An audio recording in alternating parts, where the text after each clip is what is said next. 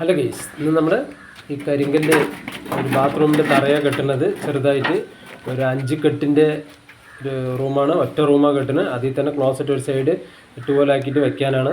അപ്പോൾ നമ്മൾ വന്ന് ഇതിൻ്റെ സൈഡ് മാത്രം മൂല തിരിച്ച് നൂല് കെട്ടി 5 കെട്ടാണ് ഇതിൻ്റെ നീളം വരുന്നത്.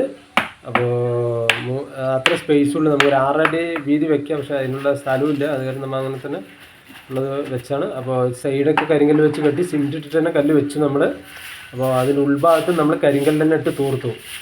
അപ്പോൾ കരിങ്കല്ലിട്ട് തൂർത്ത് അതിന് മേൽഭാഗത്ത് മട്ടിയിട്ട് നമ്മൾ ചൂല് കൊണ്ടൊന്ന് വെള്ളമൊഴിച്ച് നല്ലപോലെ ഉണ്ടാക്കി. അതിൻ്റെ മേലിൽ നമ്മൾ ഒരു 3 ഇഞ്ച് കനത്തിക്ക് കോൺക്രീറ്റ് ഇട്ടു. ഫുള്ളായിട്ട് ഭാഗം മൊത്തം കോൺക്രീറ്റ് ഇട്ട് അതിലാക്കി. നിൽക്കുന്ന ഭാഗം ക്ലോസറ്റ് വെക്കാനുള്ള സ്ഥലമാണ്. അപ്പോൾ അവിടെ നമ്മൾ ഗ്യാപ്പ് ഇട്ട് വെച്ചു. ബാക്കിയുള്ള ഭാഗമൊക്കെ കോൺക്രീറ്റ് ഇട്ട് കെട്ടാൻ പാകത്തിന് സെറ്റാക്കി നമ്മൾ കൈയോടെ തന്നെ. ഇനി മണ്ണിട്ടാൽ നമുക്കത് പെട്ടെന്ന് സെറ്റായി ഒന്നും സീറ്റിങ് ആയില്ല. അപ്പോൾ അതുകൊണ്ടാണ് നമ്മൾ കരിങ്കല്ല് തന്നെ ഇട്ട് നമ്മൾ കോൺക്രീറ്റ് ഈ സൈഡൊക്കെ നമുക്ക് കെട്ടാനാണ്. ഈ ഇവിടെ ക്ലോസറ്റ് വയ്ക്കാൻ വേണ്ടിയിട്ട് ഗ്യാപ്പ് വിട്ടതാണിത്. നമ്മൾ ബാക്കി നമുക്ക് കെട്ടിയിട്ട് കെട്ടാറുണ്ട്. 4 ഇഞ്ച് കട്ട വെച്ചിട്ടാണ് ഇത് കെട്ടുന്നത് കംപ്ലീറ്റ്.